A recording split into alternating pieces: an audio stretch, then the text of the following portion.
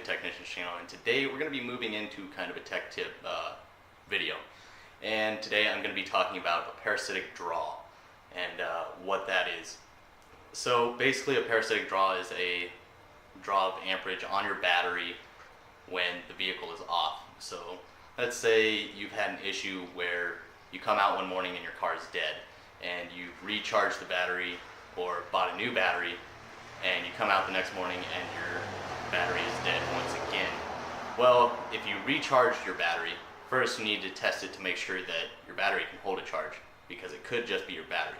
But if you bought a new battery, or you know that your battery is good in your vehicle, it could be a parasitic draw, because something is causing your battery to die over a certain period of time. It could be overnight, it could be over a few days. It all just depends on how large of a draw it is. Now but almost every single vehicle is going to have a little bit of a parasitic draw for that keep alive memory in your radio and things like that. So depending on your vehicle, you might have to look it up, but most of the time you're going to have a 50 milliamp draw on your battery while the vehicle is off, and that is for that keep alive memory and stuff. I know Chrysler vehicles, a lot of those are 30 milliamps, but the majority of vehicles are 50 milliamps, so you'll just have to look that up and see. I'll show you how to set up your amp meter for testing this and the best way to go about it. So I hope you guys enjoy, and if you do, please make sure to hit that thumbs up. Leave a comment down below, and as always, subscribe if you're not a subscriber. Thank you guys. Okay, YouTubers, so you're going to grab your DVOM, and in order to read amps, most of the time, anytime you're reading volts or resistance or anything, it's going to be in this port. But for this test, you're going to need to take your red test lead and you're going to plug it into the amp portion.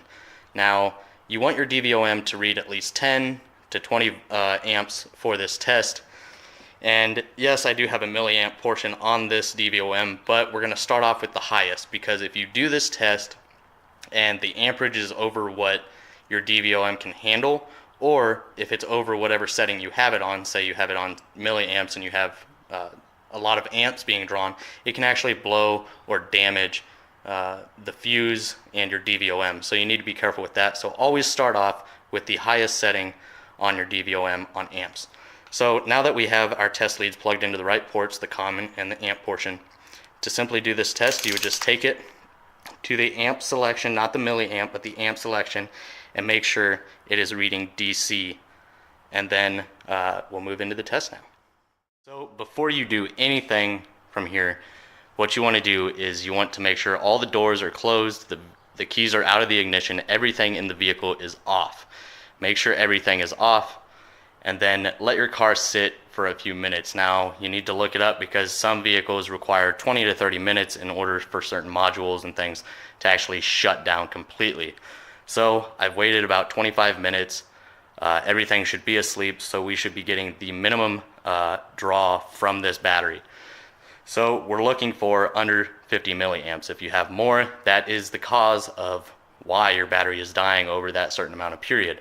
But after we test this and find out what the draw is, I'll go into how to actually test it if your draw is more than 50 milliamps.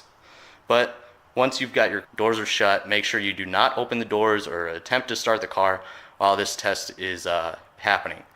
So I've already loosened this. What you're going to do, you want to start with the negative side. You can do it on either side, but it is safer to do the negative portion of the battery. So what you're going to do is you're going to take your DVOM, you're going to set it to that amp, and we have our test leads in the right ports. So you're going to take one test lead and touch the negative battery post, and the other test lead and touch it to your cable. Here we have 1.6 to 1.8 amp draw, so it's much more than that 50 milliamp draw that you're looking for. So here we already know we have a parasitic draw on the battery, causing this battery to die more often than it should. So that also means something in the vehicle is staying on when it should not be. So in order to find this problem, what you're going to do is you're going to find the fuse boxes in your engine bay and start with those first. You're going to keep these connected to the post and the cable, whether you use mini clamps or something like that in order to hold them. and then slowly start removing fuses one by one. Pull a fuse, see if your number drops. If it doesn't drop, replace the fuse and try the next one. And you're going to continue doing this until you find that one that drops your amperage. So let's say you go through your entire fuse box in your engine bay and you do not find anything that drops your amperage. What you're going to want to do is disconnect these from your battery before entering your vehicle, because in order to read amps, you have this hooked up in series, so all the power is actually running through your DVOM. And you do not want to open your door and put more of a load on this, and it might not be able to handle it, damaging your DVOM. So what you're going to want to do is disconnect it, open your door, put a clamp on the portion of the door that actually turns on your lights and everything like that. Make sure everything is off once again, and then go ahead and reconnect your DVOM in series with your battery. And then you're going to find the fuse box inside the vehicle and slowly start pulling fuses once again while keeping an eye on the reading on your DVOM.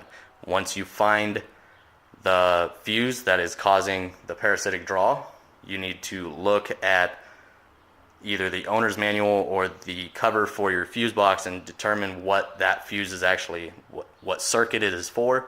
And then you're probably going to need to pull the wiring diagram, because just because you pulled one fuse and it dropped your parasitic draw all the way, it doesn't mean that one fuse is operating one thing in the vehicle. It could be multiple things. There could be more than one thing on the circuit. So it could take some studying, whether you do that online or you find it in your owner's manual.